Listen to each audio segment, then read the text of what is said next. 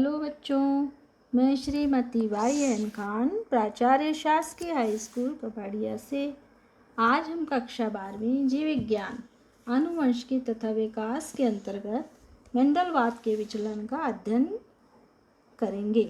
इस यूनिट की इससे पूर्व की अध्ययन सामग्री मेरे चैनल पर उपलब्ध है। मेंडलवाद के विचलन यानी नॉन मेंडेलियन इनहेरिटेंस, अर्थात इसके अंतर्गत हम जो कुछ भी पढ़ेंगे वो सब मेंडल के जो नियम थे आनुवंशिकी के उससे अलग हटके ही वंशागति हमको दिखाई देगी। सर्वप्रथम अपूर्ण प्रभाविता, इनकम्प्लीट डोमिनेंस। मेंडल के प्रभाविता के नियम के विपरीत प्रथम पीढ़ी में जनक के दोनों विकल्पी गुण प्रकट नहीं होते हैं, एक तीसरा गुण दोनों के बीच का प्रकट होता है। इसे ही अपूर्ण प्रभाविता कहते हैं। गुलबास का पौधा, एंटीराइनम का पौधा है, इनमें ये इनकम्प्लीट डोमिनेंस देखा गया है। स्क्रीन पर एक पिक्चर दिख रही है जिसमें लाल पुष्प वाले पौधे तथा सफ़ेद पुष्प वाले पौधों के बीच संकरण दिखाई दे रहा है। लाल पुष्प वाले पौधों में जो लाल रंग का जो जीनोटाइप है वो क्या है? कैपिटल RR, और वाइट के लिए यानी सफ़ेद पुष्प वाले पौधों में स्मॉल WW जीनोटाइप है।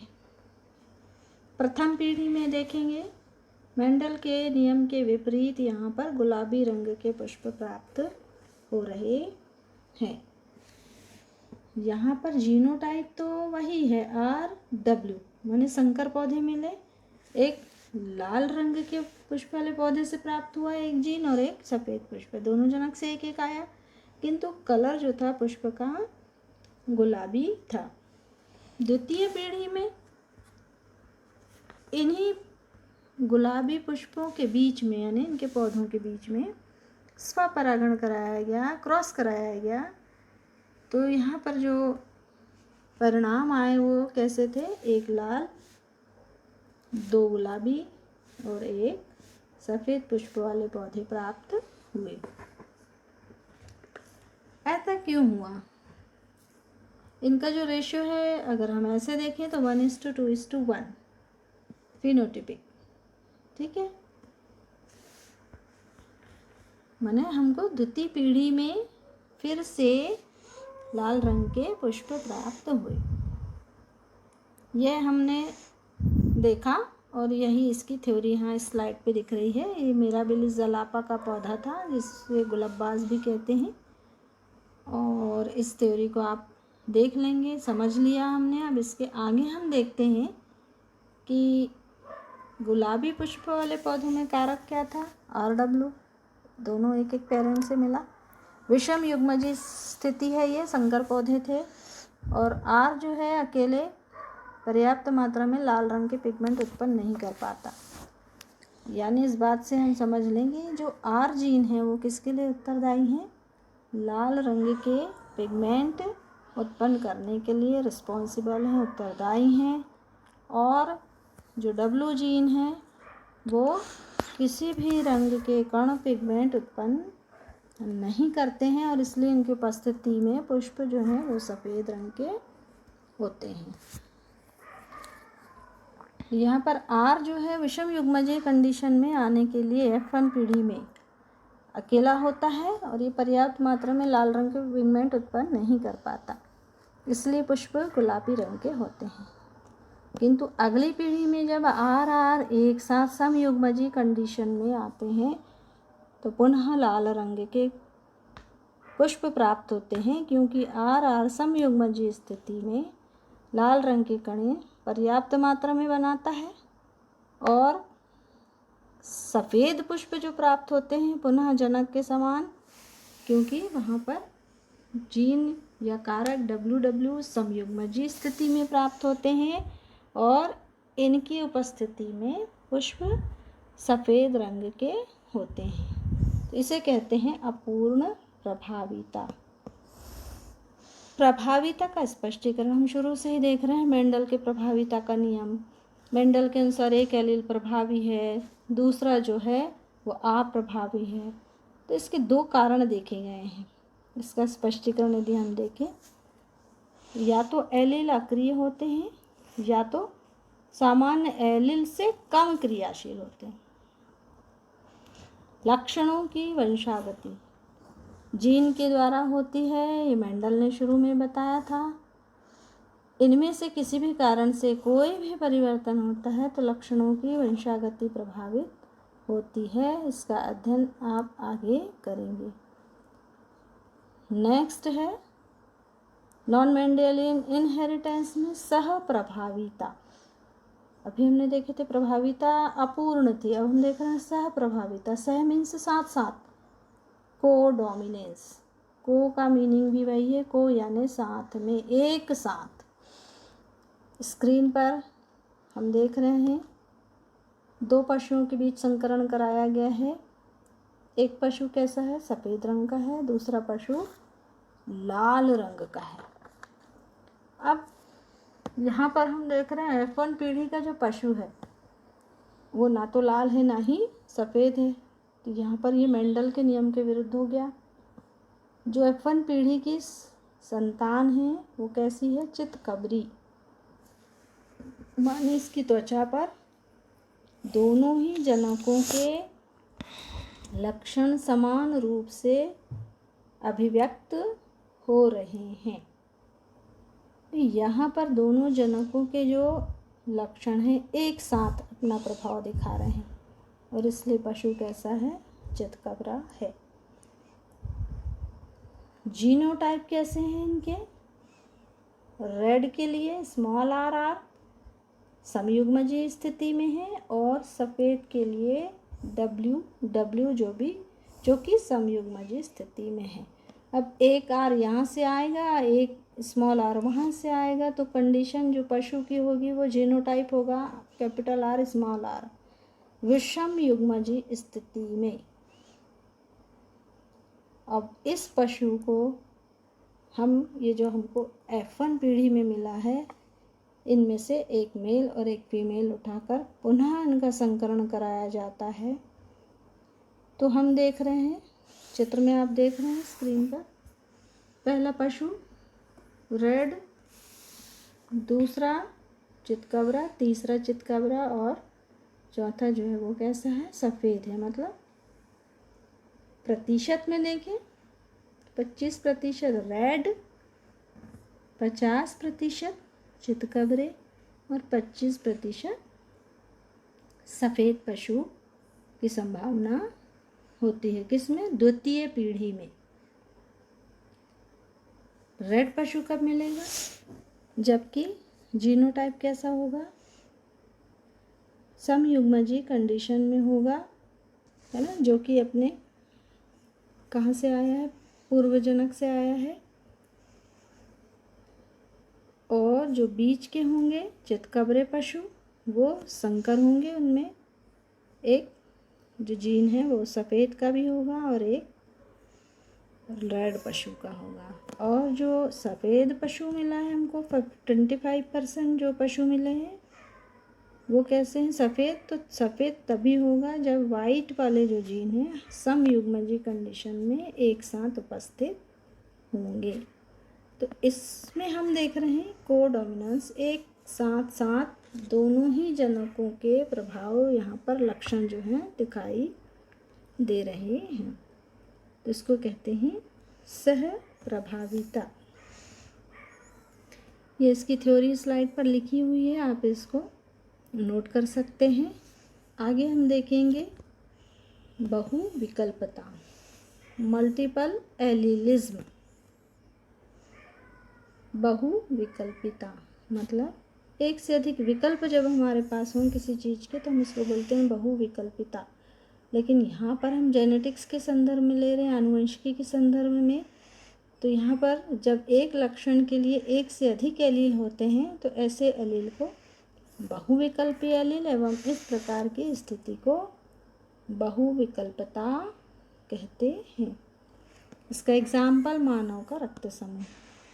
मानव में 4 प्रकार के रुधिर वर्ग होते हैं, AB, A, B और O। जिनकी वंशागति एक ही जीन के 3 अलील के कारण होती है। जीन कौन सा है? आई। जीन एक है आई, किंतु इसके अलील हैं आई ए, आई बी तथा आई ओ। ठीक है। ये जीन लाल रक्त कणिकाओं की सतह पर उपस्थित एंटीजन के लिए उत्तरदायी होता है। मतलब लाल रक्त कणिकाएं आरबीसी जो होती हैं गोल गोल छोटी छोटी होती हैं सिक्के के समान, और इनकी सतह पर कुछ एंटीजन होते हैं। और ये एंटीजन वास्तव में क्या है? अणु हैं प्रोटीन के और शर्करा के बहुलक। अब देखिए इनको एंटीजन कहा गया है। तो एंटीजन 2 हैं, एंटीजन ए और एंटीजन बी। जीन किसी भी प्रकार की प्रोटीन आई जीन किसी भी प्रकार की प्रोटीन एवं शर्करा के बहुलक नहीं बनाते हैं। इनकी उपस्थिति में रक्त कणिकाओं में सतह पर एंटीजन अनुपस्थित होते हैं। स्क्रीन पर पिक्चर दिखाई दे रही है। इस पिक्चर में सबसे पहले देखें हम तो लिखा है एंटीजन ए एंटीजन, है ना। और गोल गोल जो आरबीसी दिख रही हैं रेड कलर की, जिनके कारण रक्त का रंग लाल होता है ना। कुछ ऐसे नुकीली सी रचनाएं दिखाई दे रही हैं जो वास्तव में क्या है? एंटीजन है ना। ग्रीन कलर से दिख रही हैं, ये ए एंटीजन है। तो यहाँ पर यदि इस प्रकार की रक्त कणिकाएं जिनके ब्लड में होंगी उनका ग्रुप क्या होगा? ब्लड ग्रुप ए होगा। ब्लड का टाइप लिखा हुआ है ए। इसी तरह जहाँ बी एंटीजन हो रहे हैं, बी एंटीजन है, गोल गोल दिख रहे हैं यहाँ पर सतह पर रक्त कणिकाओं की आरबीसी पर, तो बी एंटीजन है। और रक्त समूह क्या होगा? बी। इस तरह की रक्त कणिकाएं जिनके ब्लड में होंगी वो उनका रक्त समूह बी कहलाएगा। ठीक है। तीसरा देखें हम, तीसरा ए बी एंटीजन दिख रहा है, मतलब ए भी है और उसमें बी भी है। चित्र को ध्यान से आप देखेंगे तो जो नुकीली रचनाएं भी हैं और दूसरी बी एंटीजन की गोल रचनाएं भी आपको दिखाई दे रही हैं सरफेस पर रक्त कणिकाओं की। और यहाँ पर ब्लड ग्रुप क्या दिखा रहा है? A B. चौथा ग्रुप देखिए आप, चौथी रक्त कणिका गोल दिखाई दे रही है, इसमें कोई भी एंटीजन नहीं है। स्मूथ सरफेस जो है उसकी स्मूथ दिख रही है और यहाँ कोई भी एंटीजन नहीं है, ना ए है ना ही ए बी है ना ही ए बी है। और ब्लड ग्रुप ऐसा यदि किसी रक्त कणिकाएं होती हैं तो उसमें ब्लड ग्रुप ओ कहलाता है। तो यहाँ पर देखें रक्त समूह कितने हो गए? 4 हो गए, ए बी, ए बी और ओ। जीन कौन सा है? केवल एक है। अलील कितने हैं? 3 हैं। जीन हमेशा जोड़े में होते हैं, इसलिए यहाँ पर कितने प्रकार के युग्म विकल्पी होंगे? 6 प्रकार के युग्म विकल्पी रक्त वर्ग के लिए उत्तरदायी होते हैं। कैसे? रक्त समूह ए के लिए 2 जीनोटाइप आई ए तथा आई ए दिख रहा है। स्क्रीन पर एक चित्र दिखाई दे रहा है जिसमें आपको ब्लड का टाइप भी लिखा है और जीनोटाइप भी लिखे हैं। देखो पहला ब्लड ग्रुप टाइप ए और दूसरा है ब्लड टाइप बी। अब इसके टाइप ए के ऊपर इसके क्या लिखे हुए हैं? जीनोटाइप। 2 जीनोटाइप है आई ए। मतलब यदि आई ए पिता से आ रहा है और आई ए माता से तो इसका ब्लड ग्रुप क्या होगा? ए होगा।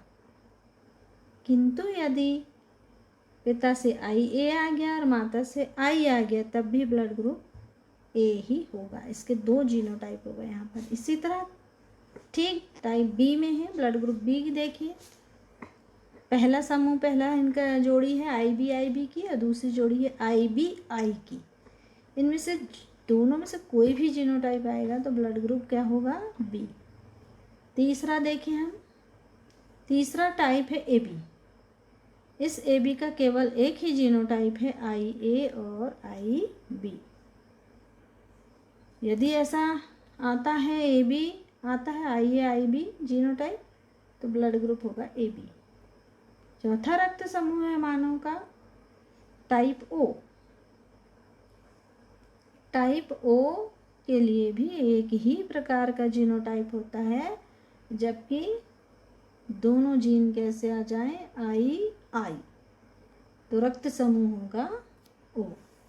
अब यहाँ कुल जीनोटाइप हम देखेंगे तो कितने हो गए जीनोटाइप, 6। A के लिए 2, ब्लड ग्रुप B के लिए 2, 2 और 2 4, टाइप AB के लिए 1, 5 और O के लिए 1, 6। कुल 6 जीनोटाइप होते हैं। इस प्रकार रक्त वर्ग के लिए 3 एलील का पाया जाना बहुविकल्पता का एग्जाम्पल है। इसी को आप सहप्रभाविता के लिए भी लिख सकते हैं। कुछ किताबों में सहप्रभाविता के उदाहरण के लिए रक्त समूह की वंशागति भी दी गई है। यहाँ हम देख रहे हैं रक्त वर्ग की वंशागति में IAIB, जब एक साथ जीन आते हैं तो दोनों का प्रभाव होता है, दोनों प्रकार के एंटीजन इस पर होते हैं रक्त समूह, रक्त कणिकाओं पर।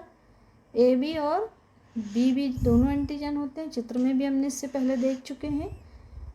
तो ये सहप्रभाविता का एक बहुत ही अच्छा उदाहरण है।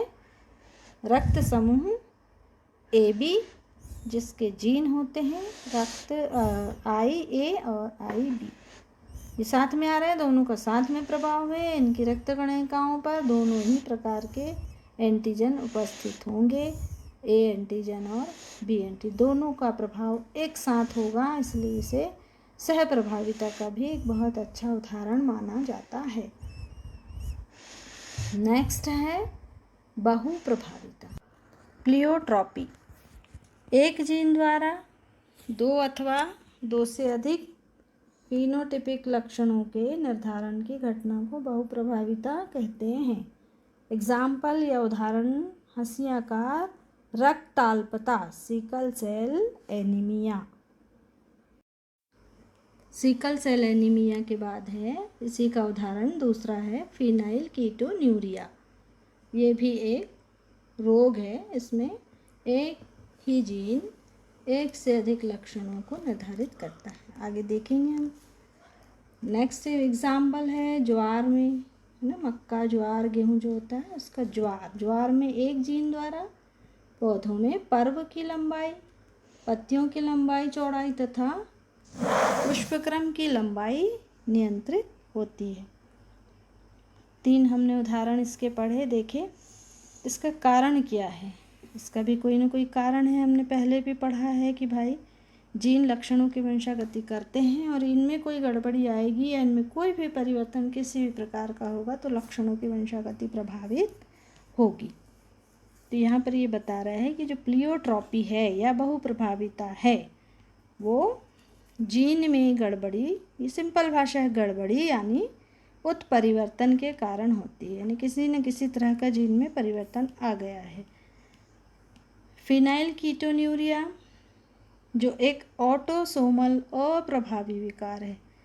ऑटोसोमल का मतलब मानव के जो गुणसूत्र होते हैं वो 2 प्रकार के हैं, एक ऑटोसोम होते हैं, एक सेक्स क्रोमोसोम होते हैं। ऑटोसोम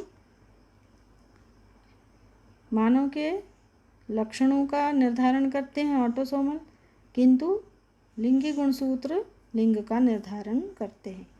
तो ये जो फिनाइल कीटोन्यूरिया है ये कैसा है, ऑटोसोमल अप्रभावी विकार है। आगे देखते हैं हम इसको और डिटेल में। जीन में जब ऐसी कोई गड़बड़ी आ जाती है, म्यूटेशन होता है, उत्परिवर्तन होता है किसी भी कारण से, तो enzyme phenyl alanine hydroxylase, enzyme कौन सा है, फिनाइल एलिनीन हाइड्रोक्सिलेज, इस एंजाइम का उत्पादन ही नहीं होता। इसके लिए उत्तरदायी कौन है, जीन है। पर जीन में क्या हो गया है, म्यूटेशन, यानी कुछ परिवर्तन आ गया है जिससे इस एंजाइम की उत्पत्ति नहीं हो रही है। अब इस एंजाइम का जो कार्य होगा यदि एंजाइम अनुपस्थित होगा तो निश्चित ही उसका कार्य भी प्रभावित होगा। ये एंजाइम क्या करता है? फिनाइलएलिनीन अमीनो अम्ल को टायरोसिन में बदलता है। मतलब फिनाइलएलिनीन क्या है? एक प्रकार का अमीनो एसिड है। जैसे प्रोटीन होते हैं, ग्लूकोज होते हैं, कार्बोहाइड्रेट होते हैं, फैट्स होते हैं, ऐसे एमिनो एसिड्स होते हैं। एमिनो एसिड्स से ही प्रोटीन बनता है। तो यहाँ कौन सा एमिनो एसिड है? फिनाइलएलिनीन।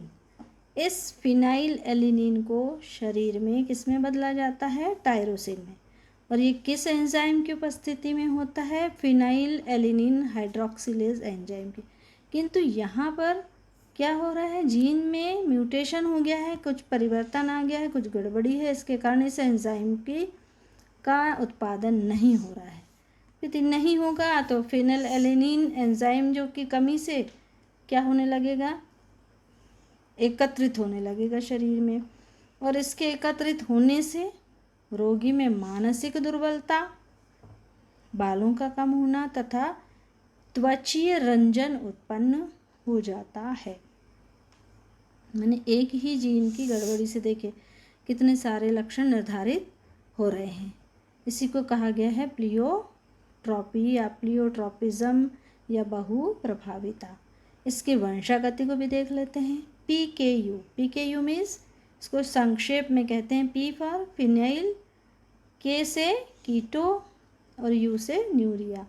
ये कैसा रोग है? एक जन्मजात रोग है। यानी जब शिशु पैदा होगा तो उसके जन्म से ही उसको ये रोग मिलेगा, माता पिता से विरासत में। और माता पिता कैसे होंगे? दोनों में दोषपूर्ण जीन होगा जिसमें म्यूटेशन हो गया है उस जीन में।